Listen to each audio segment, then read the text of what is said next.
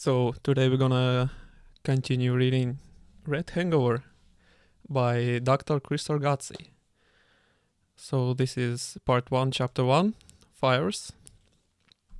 And we're picking up on page 7. Page 29. The year 2014 also saw a private self-immolation. Less than 20 days after Petrova's suicide, police discovered the charred body of Desislava Koleva, a 29-year-old woman in Pernik.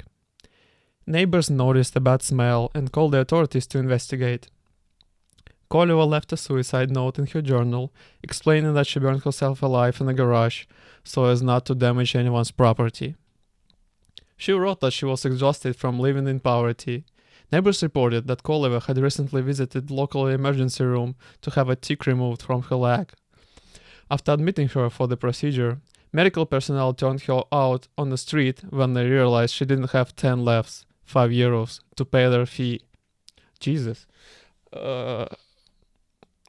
Friendless and alone, Koleva wanted no spectacle. She just couldn't take it anymore.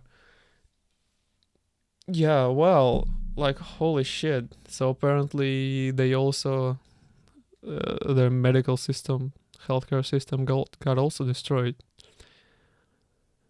Thanks to the attention of Bulgaria's best burn specialist, Dimitar Dimitrov. I know the guy with the exact name. I'm not shitting you. At my work, I have a client and his name is Dimitar Dimitrov and he's from Bulgaria. The man who set himself alight in front of the president's offices in March 2013 survived. It seems the Bulgarian president took a personal interest in Dimitrov's case, and world's media rushed to interview him once his recovery was assured. Dimitrov explained that he hoped to draw attention to the plight of ordinary Bulgarians. At 52, Dimitrov had lived half his life under communism and half his life under democracy of the system that Bulgarians call democracy after 1989. So many of his compatriots, right, Dimitrov, had believed that democracy would improve the quality of life. The realities of the next 25 years frustrated his hopes. Under communism, I had to wake up at 5 a.m. so I couldn't stand in line to buy milk and bread for my child. Under this government, I was a blacksmith until my workshop went out of business. The job that was feeding my family went away. Then electricity became impossible to afford. Under communism, we had money, but there was nothing to buy. Now there is everything to buy, but no money. Okay. Dimitrov suffered slings and arrows of outrageous fortune of Bulgaria's transition for more than 2 decades before deciding to act. Well, there's gonna be a name. Palmen Goranov, self-immolation in Varna, inspired Dimitrov. In his recollection of the hours before he flicked the lighter, Dimitrov describes his desire to do something that might give his daughter a brighter future. A brighter future, okay. I had decided to do it the day before. The Prime Minister, Boyko Borisov, 2 S's, had just resigned and new elections were announced, and I was sick of all of it, so I decided to kill myself in front of the president's building. I woke up early and had a coffee with my wife. I had made up my mind, but I didn't tell her anything. I was very quiet. After that, I went to the store and got 1 beer. I drank it with my neighbors. I went to a gas station and bought some gas and poured it in an empty bottle of vodka. I got on the train to go downtown, and then I got there. I walked around for a while. It was about 10 a.m., and I walked around until 1:30. During that time, I drank another beer alone in an unknown bar. I have 1 daughter, and I thought about her. It's not that she lives so bad, but I want her to have the same life as American girls. I thought it was worth it for her to not have a father if she could have a better life. One can live in a constant recession. Yeah, that's very true. So there's a picture. Figure 1.1, the guards in front of the office of Bulgarian presidency. So the Bulgarian presidency doesn't look very fancy. It's quite restrained, I'd even say. And there are only 2 guards, and they're all ceremonial.